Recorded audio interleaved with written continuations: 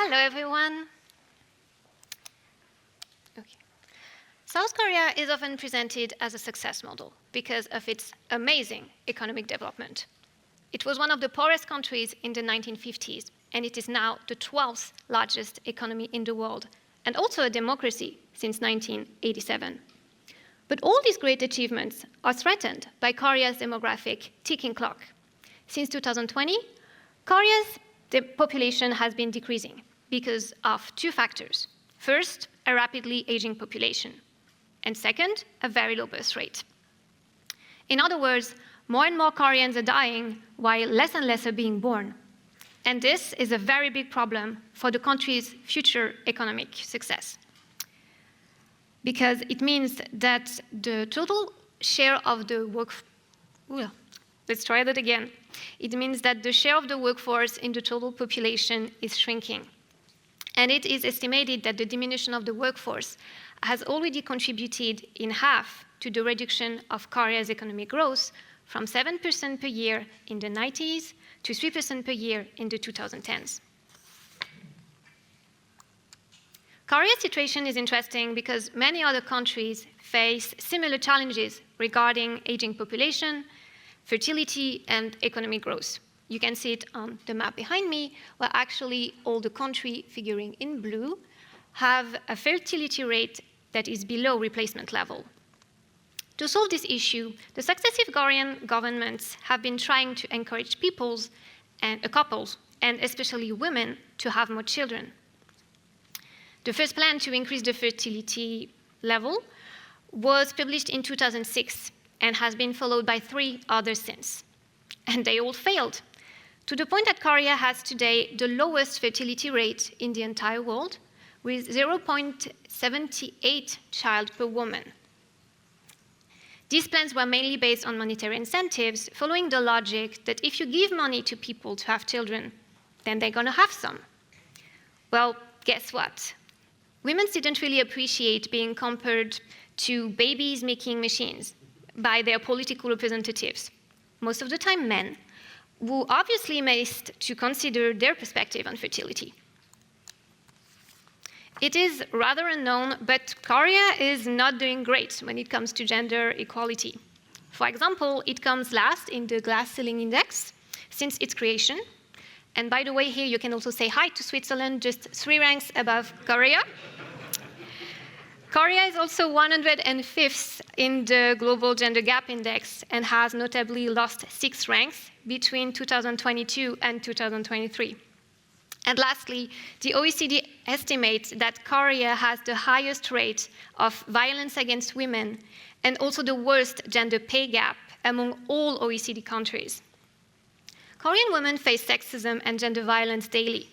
They are also expected to quit their job once they are getting married or pregnant, to dedicate themselves to their husband and their family life, despite their very high level of education. And even when they do want to keep their job while having children, Korea's work culture is not compatible with that aspiration because it relies on very long working hours. So basically, women are forced to choose.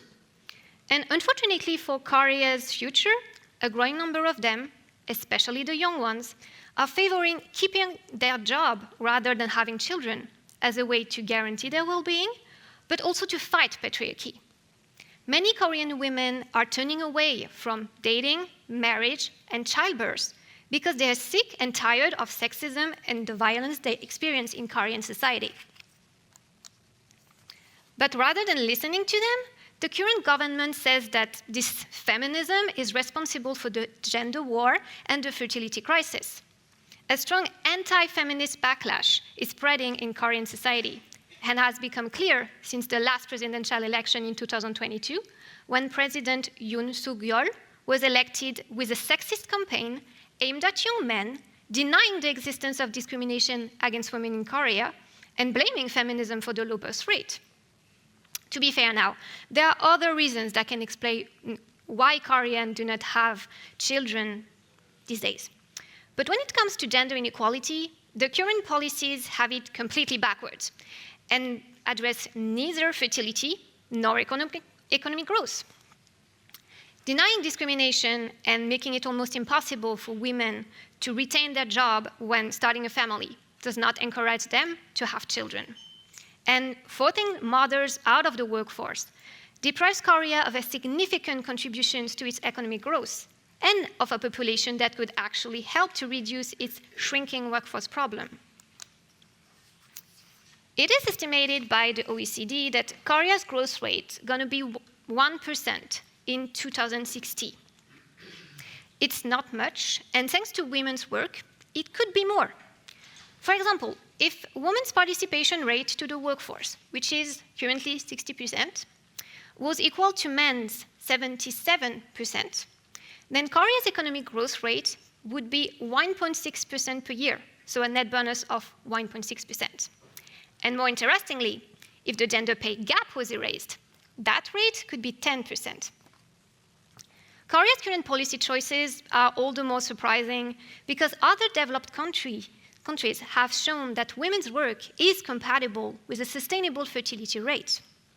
Women and Korea can have it both, but only if society and government support families and women's contribution to the economy with parent-friendly corporate cultures, daycare services for young children, and equality of treatment between men and women. South Korea democratization that started in 1987 was a big reason for its sustained economic success. But for this miracle to continue, gender equality and women's rights need to be understood as the continuation of the democratic process. Because feminism and the call for gender equality are not reasons for Korea's fertility crisis.